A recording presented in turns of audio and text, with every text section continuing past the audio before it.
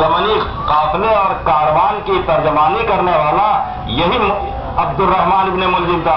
مولا کائنات نے قریب بلایا، کہا تیرا نام کیا ہے؟ کہتا عبد الرحمن۔ کہا تیرے باپ کا نام ابن ملجم ہے؟ کہا بالکل صحیح فرمایا مولا نے۔ کہا تو مراد قبیلے کا رہنے والا ہے؟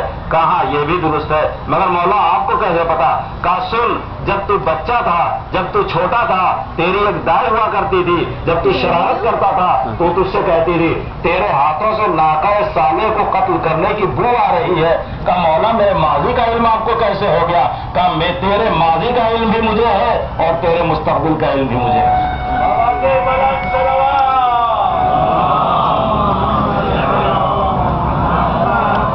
پھر ایک بار میرے مولا نے کہا یاد رکھ ابن ملجم، تو ہی وہ شخص ہے کہ جو مجھے قتل کرے گا۔ کہا مولا میں ایسا کیوں کروں گا، میں آپ کو قتل کیوں کروں گا؟ اور اگر مولا آپ کا علم یہ کہتا ہے کہ میں قتل کروں گا تو آپ بتائیے مجھے کیا کرنا چاہیے کہ میں اس عمل میں شریک نہ ہو سکوں؟ تو مولا نے کہا اگر تو بچنا چاہتا ہے تو جتنا دور ہو سکے تو یہاں سے چلا جا۔ مگر آپ نے دیکھا کہ وہی سازشیں ہیں، وہی نفاق ہے جو اس کے ساتھ لگا ہوا ہے، اور ایک وہ بھی وقت آتا ہے کہ جو قتل امام کے لیے کوفے میں آتا ہے۔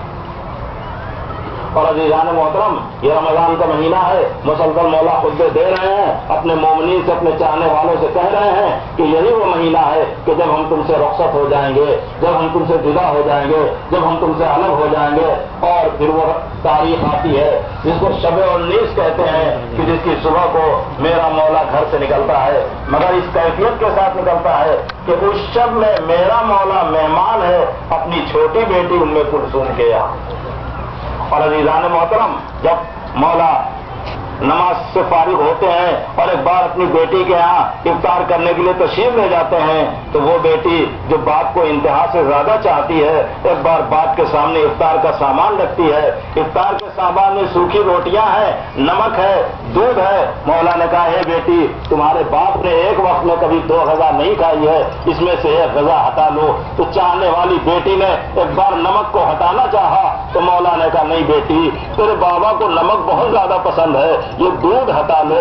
ام کلثوم دودھ ہٹا لیتی ہیں، آپ نے افطار تناول فرمایا ہے اور اس کے